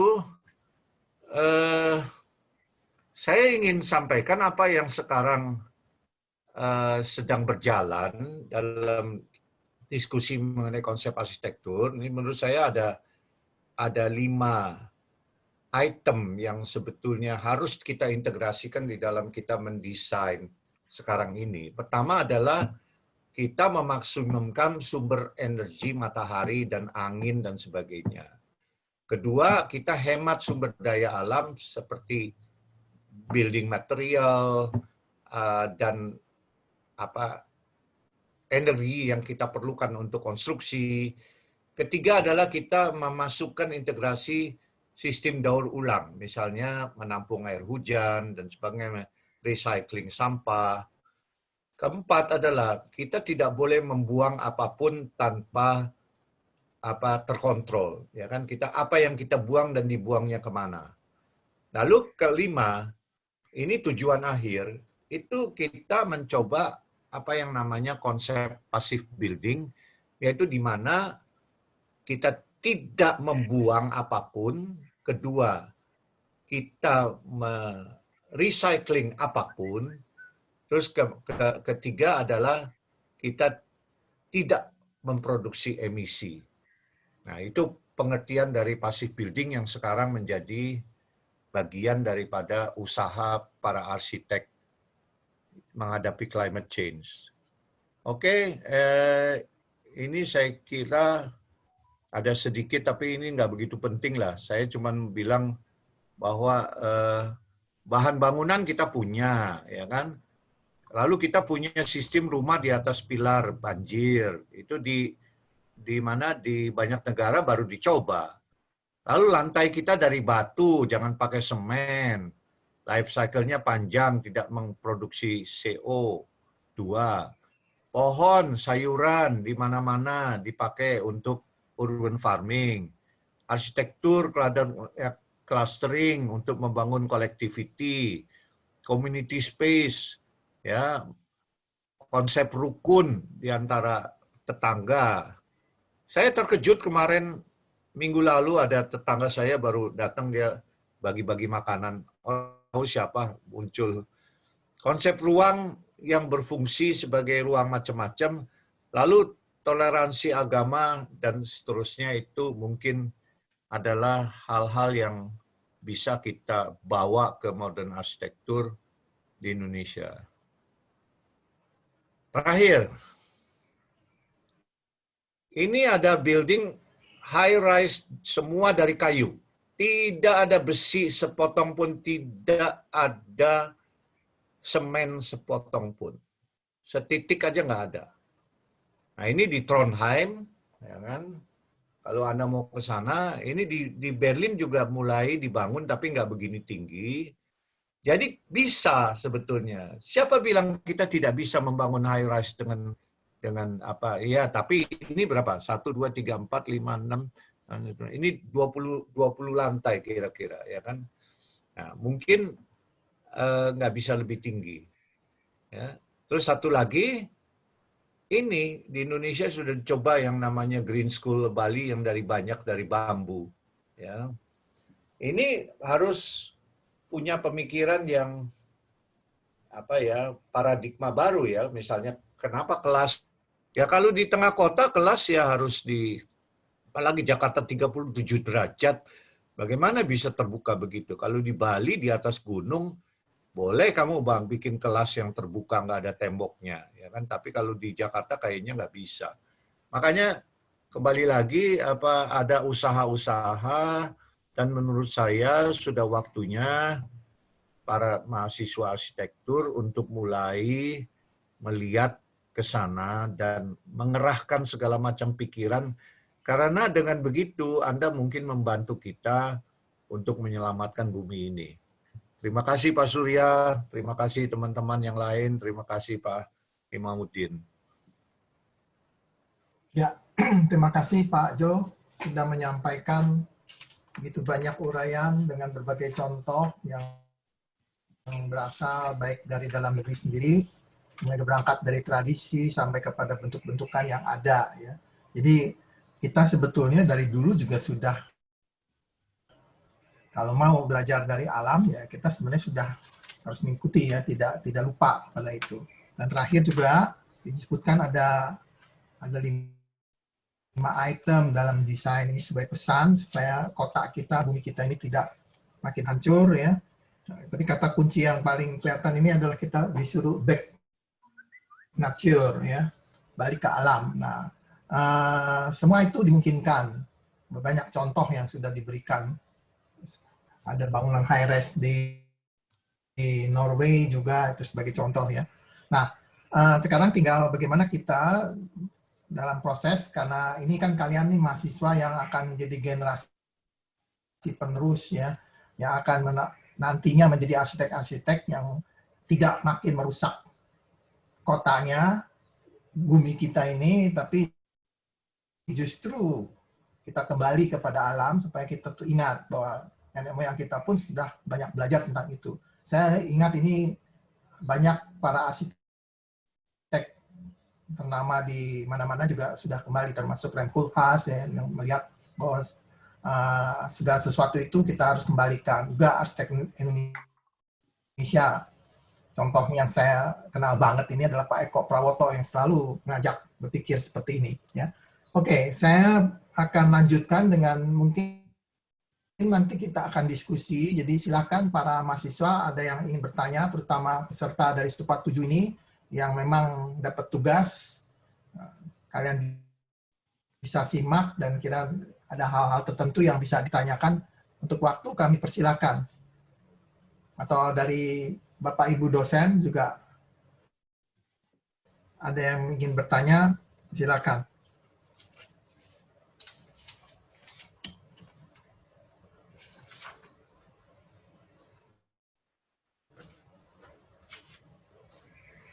Pak, saya ingin bertanya, Pak. Ya, Ya. silakan. Nama saya Sebut Denis. nama ya. Nama saya Denis dari Stupa 7. Tadi kan kuliah ini tentang arsitektur organik ya, Pak. Saya mau bertanya soal materi-materinya tadi juga.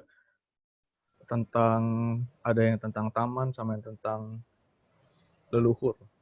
Nah, kalau misalkan kita membangun suatu bangunan, terus kita membuat taman di bangunan itu, terus kita juga ada simbol-simbol dari leluhur kayak seperti di gedung teknik Untar yang dulu Pak, kan ada batu untarnya juga tuh.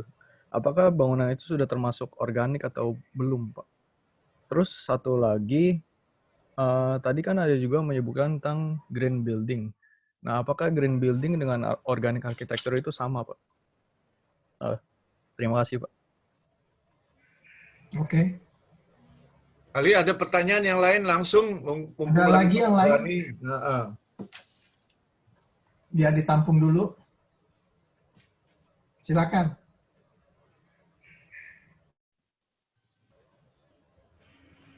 Selamat siang, Apa Pak. lagi? Selamat Ya. siang. Nama Ya. saya Darren. Dari Stupa 7 juga. Kalau saya ingin bertanya pendapat Bapak sih, Pak.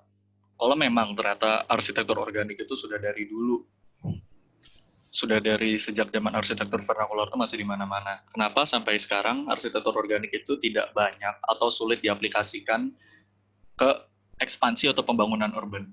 Terima kasih, Pak.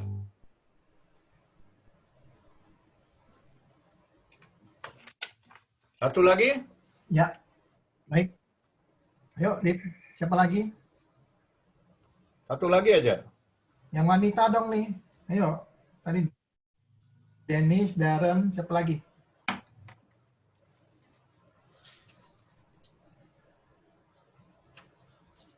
Silakan. Menyimak nggak tadi apa yang disampaikan?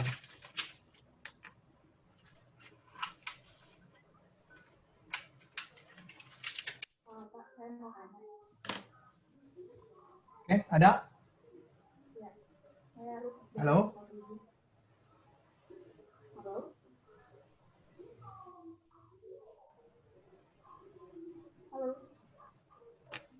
Yang udah survei lapangan, ngelihat sesuatu, nah bisa kan dipertanyakan di sini. Halo Pak, saya mau tanya. Ya, silakan sebut nama ya. Saya Ruth dari Stupa 7, Pak.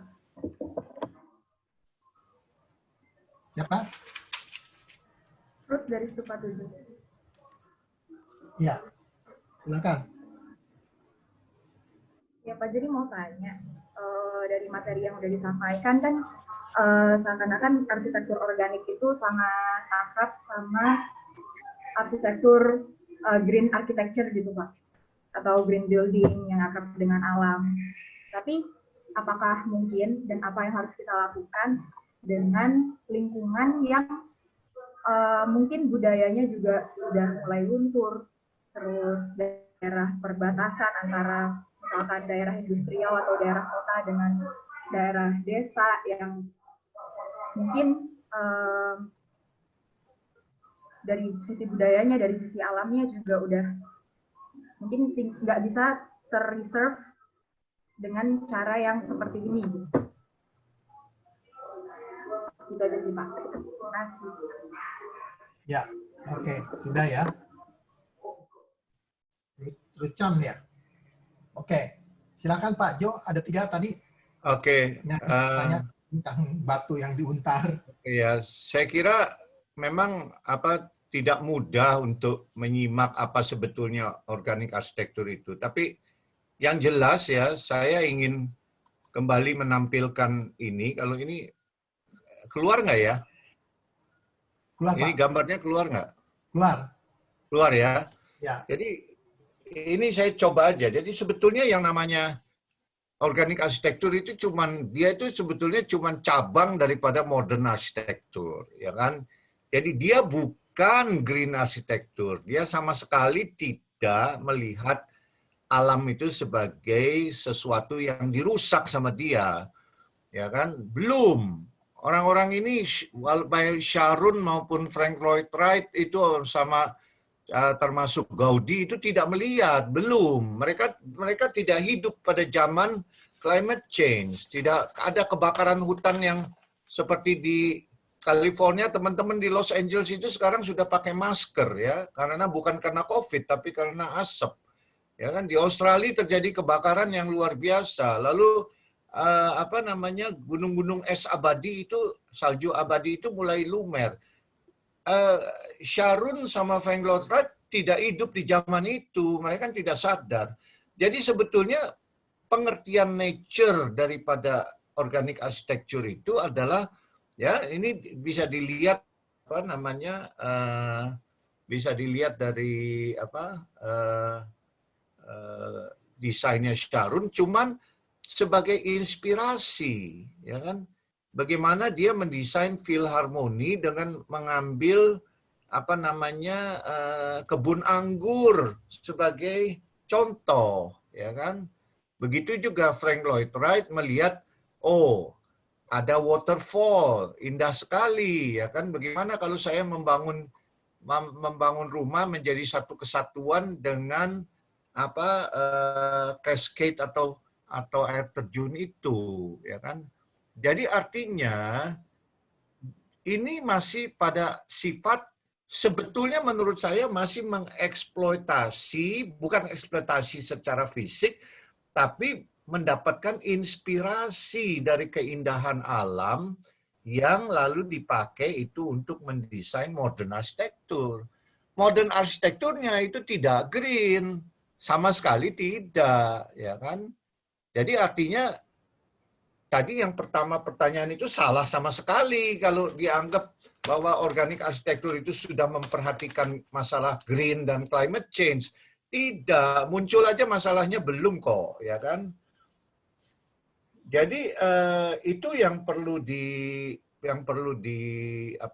diingat bahwa masalahnya yang berikutnya adalah bahwa cara membangun modern arsitektur itu, walaupun tadi kan saya udah lihat, saya udah coba modern arsitektur di Indonesia yang yang tahun 60-an. Ini ya, saya ambil lagi ini yang dari Silaban ini.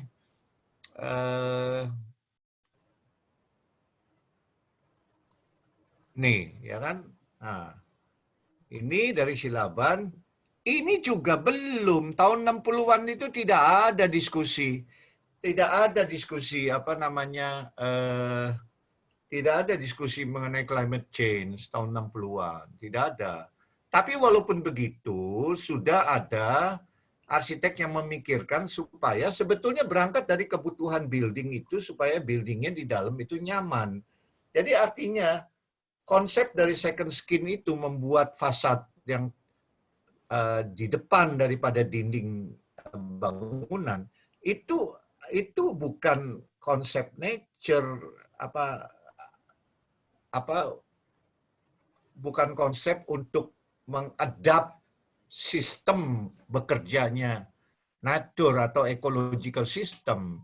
Ini demi kenyamanan yang ada di dalam, lalu kemudian dipakai untuk menghemat energi. Gitu. Pada waktu krisis energi tahun 76 ya kalau nggak salah ya. 75-76 krisis energi itu mulai diperbincangkan lagi itu second skin.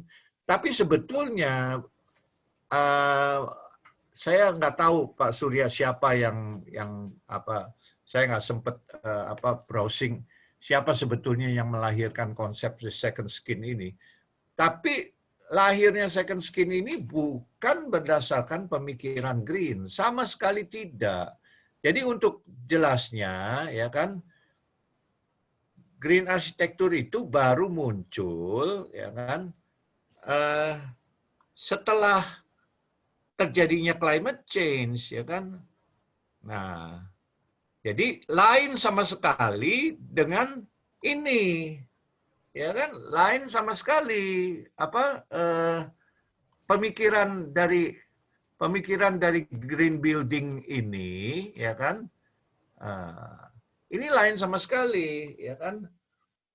Pemikirannya adalah, ya, saya sekali lagi ya, materialnya tidak dipakai besi dan tidak pakai semen, ya, tapi hampir 100% itu kayu semuanya yang renewable. Kayu itu renewable, kalau ditanam dia tumbuh, ya kan.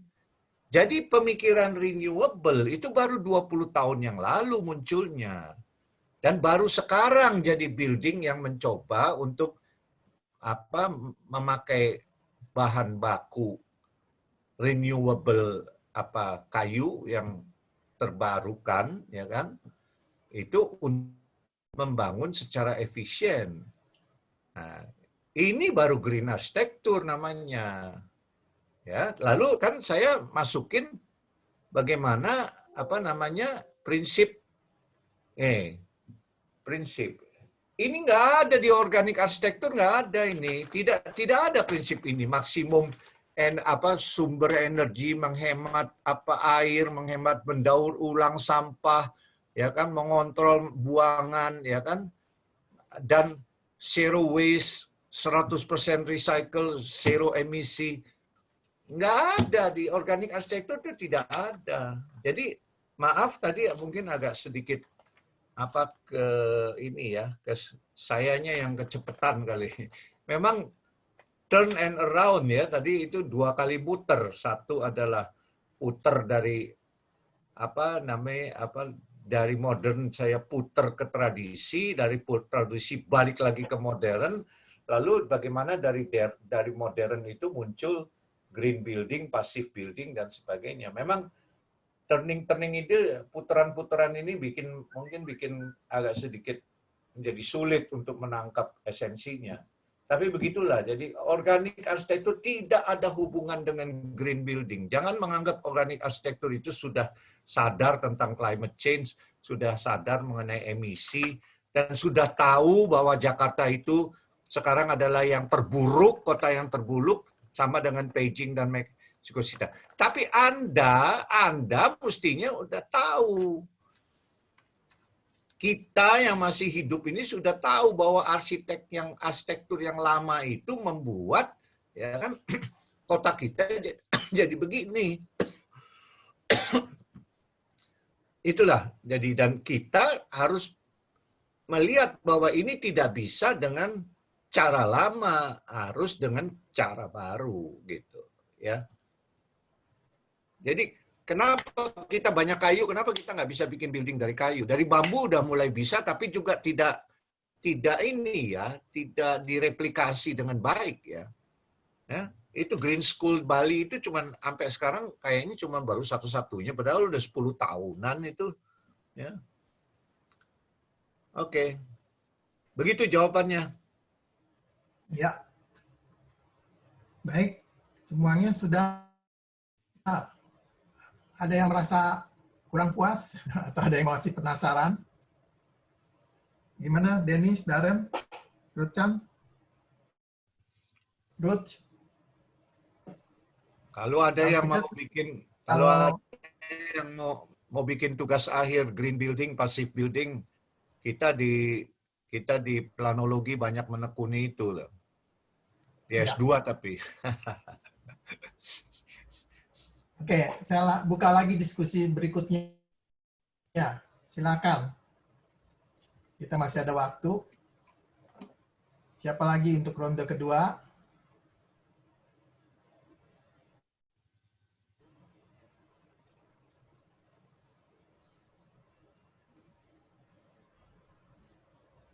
Daniel nih ya.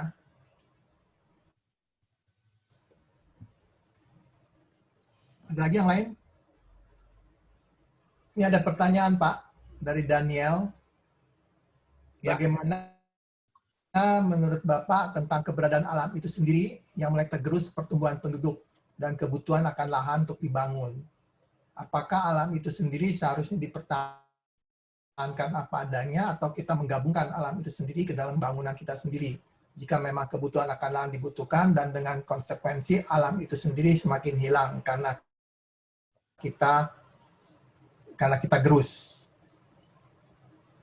Itu ada pertanyaan seperti itu karena pertumbuhan penduduk yang demikian Ya. Tadi saya bicara tentang itu ya. besar. Bicara mengenai Ya. bahwa kita kota tumbuh, industrial estate tumbuh, ya kan, new town tumbuh. Ya begini ya, yang harus dirubah itu bukan alamnya, harus digimanain. Yang harus berubah itu manusianya dan arsitekturnya. Ya, ini jadi balik lagi. Bisa nggak kita membangun, ya kan, dengan teknologi hijau, ya, yang tidak membuang sampah sama sekali, ya kan? Jadi berarti semua bahan yang ada itu di recycle atau diberikan kepada orang lain, ya kan? Jadi artinya bukan berarti semua recycle di dalam sampah, di dalam building, enggak. Tapi yang penting ini, tidak ada emisi. Jadi artinya tidak ada emisi gini, saya tidak membuang energi keluar. Semua panas yang saya hasilkan, karena saya perlu AC, perlu ini, perlu itu dipakai lagi sama saya. Tidak ada yang dibuang. Jadi saya tidak mengekspor CO2. Jadi artinya saya stop memanaskan bumi ini. Ya kan? Jadi itu nggak ada hubungannya. Jadi artinya alam itu bukan sesuatu yang kita harus bagaimanain dia, bukan. Kitanya yang harus berubah. Ya kan? Kitanya yang harus tidak lagi membangun dengan semen dan dengan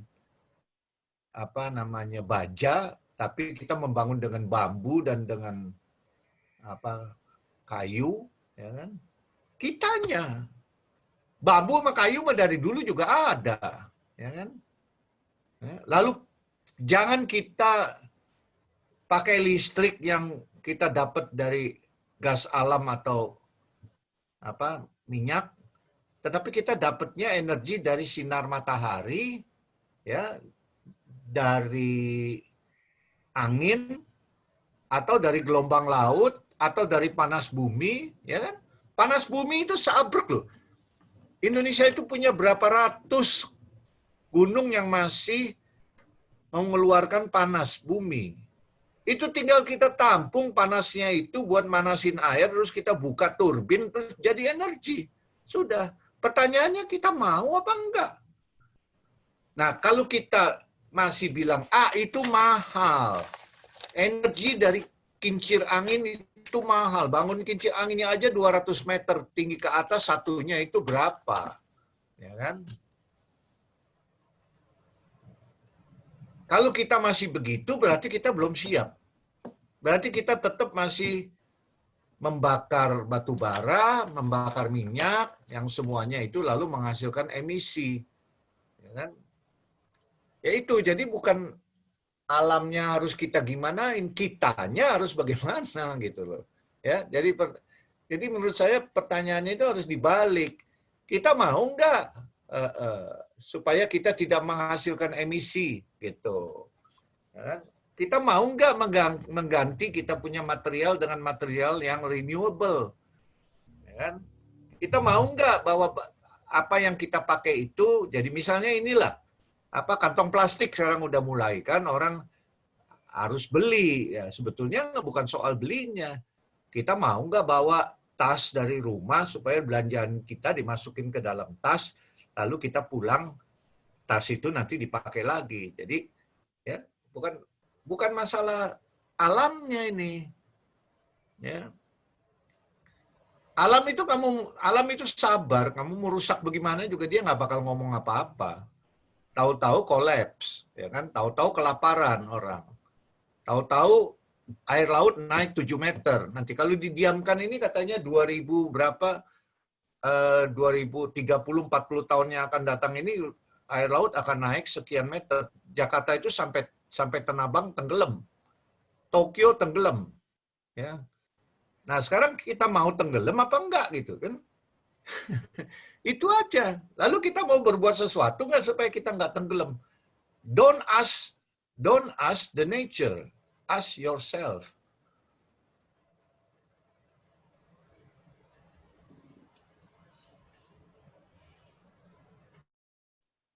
Oke? Oke. Masih Ya. ada lagi yang mau bertanya? Silakan.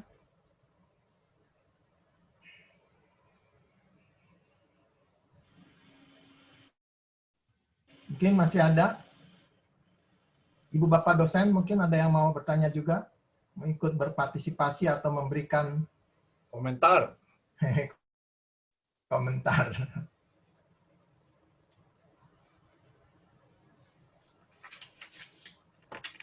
Jadi di sini tadi Pak Jo mengatakan Pak, bahwa memang, ya silakan. Pak Rudi Ya. boleh ikut bicara. Oh boleh. Pak Yu, Silakan Pak Timi ya ini. iya. Pak Yu, Oh, gambar. Tini. Silakan. Iya. Kabar Pak Tini. Iya, Aduh, baik. Alhamdulillah udah baik, Pak kangen Yu. nih. Pak Yu, Ya.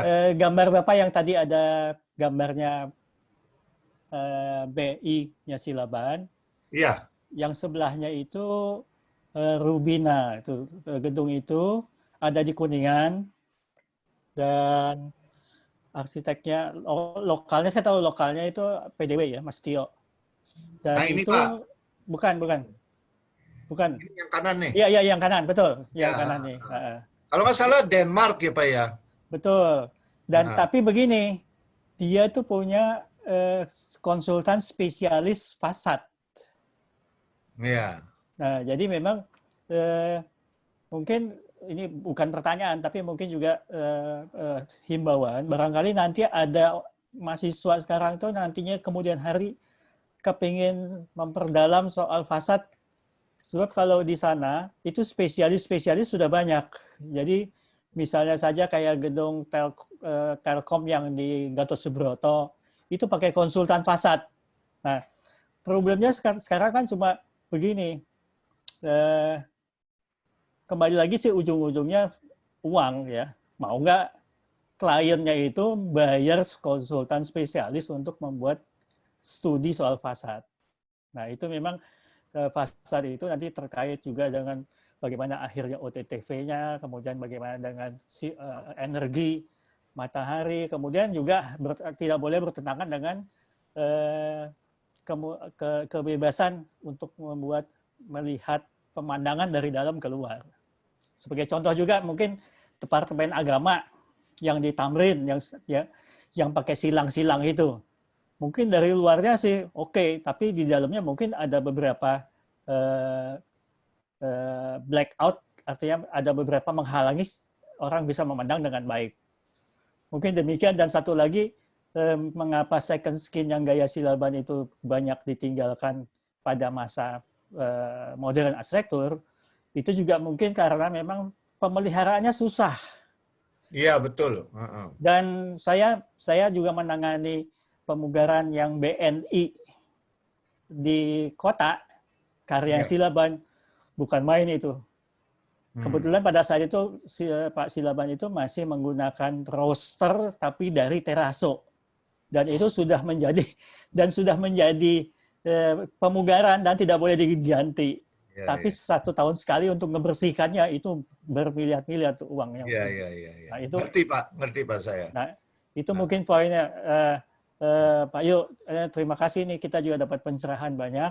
Ya, kebetulan saya juga sebagai core foundernya di Green Building Council, ya mungkin kita kapan-kapan bisa bicara lebih banyak juga, karena memang kita sedang terus meningkatkan rating tools dan sebagainya. Mungkin itu Pak Yu. Terima kasih Pak. Oke, sama-sama Pak Timi. Kangen udah lama nggak ketemu. Iya. Oke, saya punya closing itu cuma bilang begini, ya kan. Tadi saya banyak bicara mengenai connectivity. Nah, ini kan saya bilang bahwa bagaimana Kampung Bena itu mendesain kampungnya, Guru Sina itu digedein lapangannya, ya kan?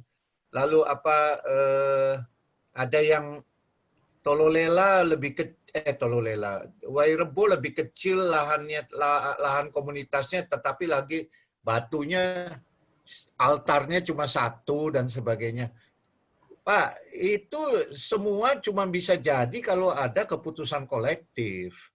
Nah, begitu juga kita sekarang dalam dimensi yang lebih besar di Indonesia, atau katakanlah di Tarumanegara sendirilah. Kita kapan mau mulai ada Institute for Green Building, ada Center untuk Climate Change Adaptation.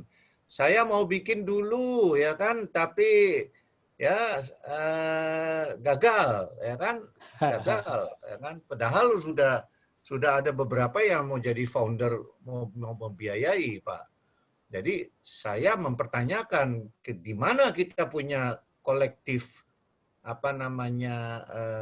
mind, ya, kita punya kolektivitas keinginan. Kalau masing-masing, yang satu ngurusin fasad, yang satu ngurusin bahan bangunan, satu ngurusin kebun, satu ngurusin, nanti nggak jadi apa-apa di Untarnya, Pak. Jadi kalau memang mau, mesti mengumpulkan orang-orang yang concern, dan mesti kita secara kolektif memutuskan apa yang kita bisa kerjakan bersama. Misalnya kita mau riset bambu, FCL Singapura yang riset bambu, ya kan? Ya, kok kita nggak riset bambu? Bambunya ada di, ya kan? Itu bambu di Flores itu dari yang kecil-kecil, Pak, yang 1-2 senti, ini sampai yang 50 senti, Pak, radiusnya, yang bisa buat 3. Itu, Pak. Nggak usah susah-susah diproses, Pak. Asal dia lurus, dipatok aja 3 lantai jadi, Pak. Ya kan? 50 senti. Ya kan? Jadi, tapi mau nggak? Mau nggak? Gitu, ya kan? Ini masalahnya, itu. Ya. Makasih Pak Rudi atas kesempatannya. Ya kan? Ya, oke. Ada lagi masih sebelum diakhiri? Waktu sudah menunjukkan jam 12 sih, memang. Jadi kita bisa tutup saja ya. Ada lagi yang mau bertanya? Lewat email Terima aja kasih, juga Pak Jo. boleh. Nanti kalau sampai di rumah ada pertanyaan, silahkan. Ya. Pak Jo, terima kasih banyak untuk masukannya. Jadi selain Pak Jo juga menyinggung soal bahwa arsitektur organik itu sudah lama, ya, dan banyak berkembang dalam sejarahnya. Kemudian juga diajak kita nih bersama-sama sebagai terutama mahasiswa yang akan jadi generasi penerus ini untuk kembali kepada back to nature dan peduli dengan pemanasan global. Ya, jadi ada pesan juga yang ingin disampaikan, bagaimana kita harus berusaha kembali, begitu banyak potensi atau katakanlah hal-hal yang bisa kita maksimalkan, yang kita bisa berdayakan.